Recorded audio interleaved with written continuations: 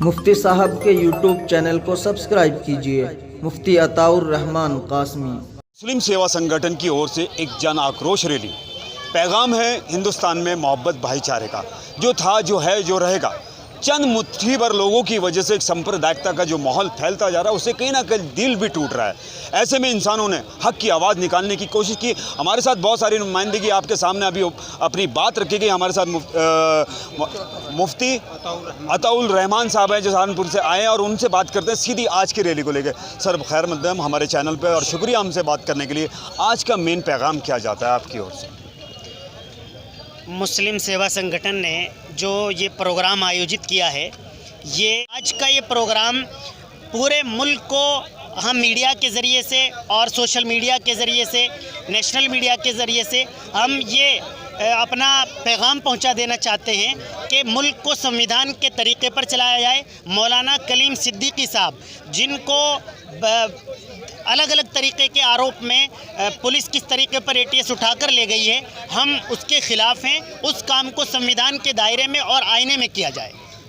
कैसा लगता है आपको ये माहौल देख के? क्योंकि आज और कुछ एक सदी के अगर माहौल को देखें तो बहुत कुछ था, आज बहुत कुछ टूटता जा रहा है। ऐसे में ख़ास तौर से आप अपने मुस्लिम समुदाय, क्योंकि एक समुदाय का नाम नहीं होता, मज़हब सबसे बड़ा है मेरी सोच में। इंसानियत, इंसान होगा तो मज़हब भी होगा, और मज़हब होगा तो इंसान भी होगा। दोनों किरदार बैठते हैं, वो चाहे किसी भी समुदाय का लोग है। आज की डेट में जो बिखरा हुआ मुसलमान है, जो एक प्लेटफार्म पर आने की कोशिश करता है मगर कहीं ना कहीं चूक जाता है, आज मगर साबित कर दिया कि एक प्लेटफार्म पर अनुमति भी कम थी तो कम तादाद में लोग आए, क्योंकि लाखों का प्रोग्राम था, वो हट गया क्योंकि कोरोना काल भी है, लॉकडाउन भी है। उसके हिसाब से देखते हुए गाइडलाइन को जाहिर किया। आगे के लिए क्या संदेश देना चाहेंगे आप, क्योंकि आप जिम्मेदार हैं? एक हो जाएं तो बन सकते हैं खुर्शीद मुबी, एक हो जाएं तो बन सकते हैं खुर्शीद मुबी, वरना इन बिखरे सितारों से क्या बात बने।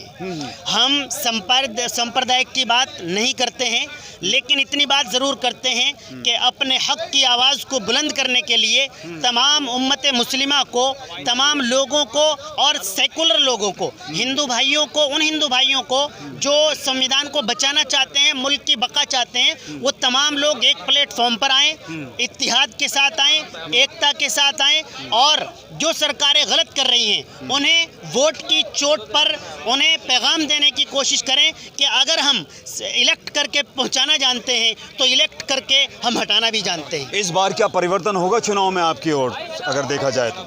मैं जैसा कि समझ पा रहा हूं, और मैं अलग अलग सूबों में, ज़िलों में जाता रहता हूं, तो मुझे वाकई नज़र आ रहा है कि उत्तराखंड के अंदर, उत्तर प्रदेश के अंदर, दोनों प्रदेशों में तब्दीली आने वाली है, चेंजिंग आने वाली है, दोनों सरकारें जाने वाली हैं।